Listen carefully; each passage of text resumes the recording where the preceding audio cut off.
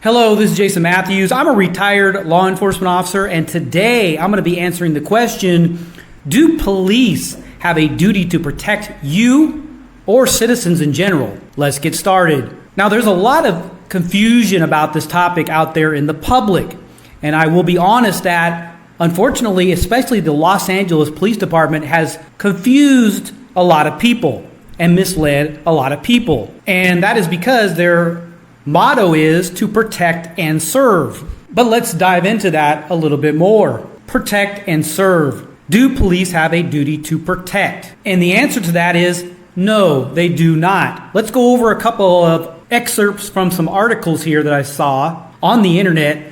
One says, do the police have an obligation to protect you? The Uvalde, Texas School District Police Department has received withering criticism for its failure to stop a school gunman who shot and killed 19 children and 2 teachers. While the shooter was inside 2 adjoining classrooms, 19 law enforcement officers stood outside for nearly an hour as they waited for tactical equipment to arrive. The motto, to protect and serve, first coined by the Los Angeles Police Department in the 1950s, has been widely copied by police departments everywhere. But what exactly is a police officer's legal obligation to protect people? Must they risk their lives in dangerous situations like the one in Uvalde? The answer is no. And it goes on to give case law examples of this.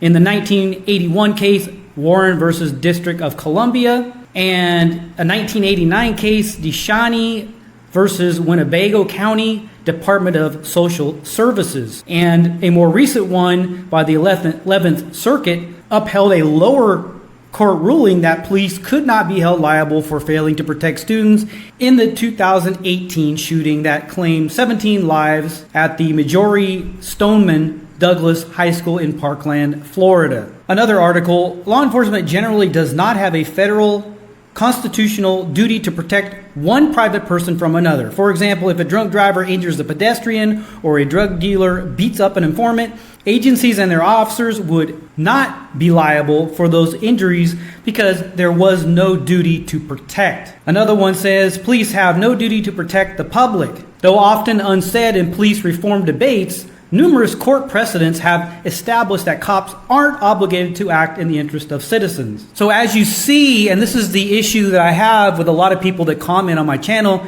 they don't know case law. They just have their personal opinion, which is fine. You can have a personal opinion, but they take out their frustrations on police. They don't like the police, but the police are just following case law. The police are just following policies and procedures which you're not aware of. And the likelihood that you knew about these case law examples is very slim. Most people do not know about this case law and are not aware of it. And it would be unreasonable in the first place to say that police have to take a bullet for you. Police are not your personal bodyguards. Police are not required to take unnecessary risks to their lives to save people. It is your responsibility to protect yourself. That's why we have the Second Amendment to the Constitution, the right to keep and bear arms. To protect yourself is one of those reasons. And realistically, the police cannot be there when something happens.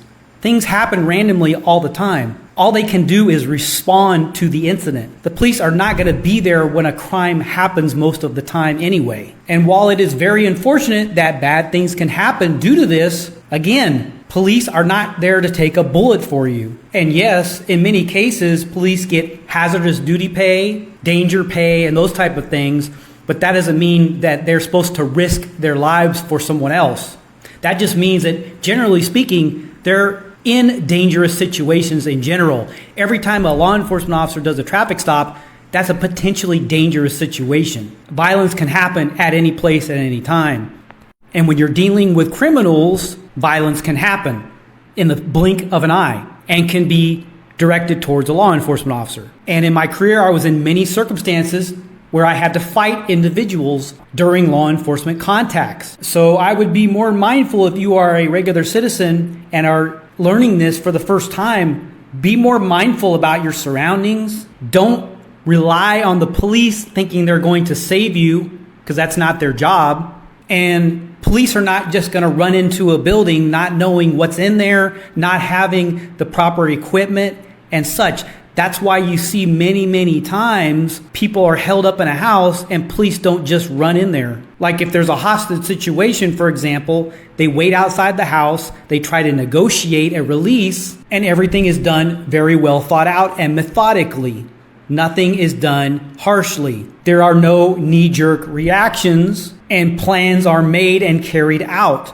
Once sufficient personnel have arrived and equipment and property have arrived, and directions are given. Now, if a police officer feels like he can get an advantage on a situation, like if I arrive first and I feel like I can take someone out, I have that opportunity to do so, and I feel like I'm capable of doing that without just straight out taking a bullet, I can make that strategic split-second decision. But this is a case-by-case circumstance. This is a circumstantial decision that is made in the moment to either take action, or if I as an officer feel like I'm going to be overpowered or I cannot be successful by taking certain actions, then I'm going to pull back and I'm going to wait for assistance. It's the same thing in the military. In the military, you don't just run out there and sacrifice yourself. Now, does it happen? Yeah, it happens. But I was in the infantry, for example. You have buddy teams, and you have a plan. And when you're going into combat, you don't just go in haphazard. You go in with a plan, with orders, generally speaking, unless you're being attacked. But even then, you pull back to a rally point and you make a hasty plan to proceed from that point and move forward.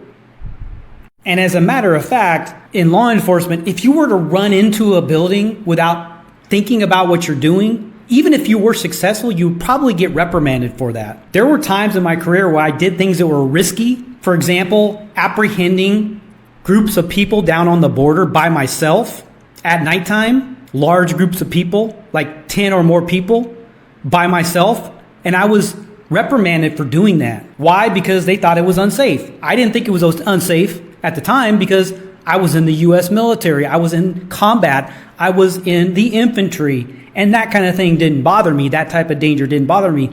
But that's me. My boss was not happy about it. So do police have a duty to protect you? No, they do not, according to case law. If you enjoyed this video, click the subscribe button and ring the notification bell to be notified when new videos are released. Take care and have a great day.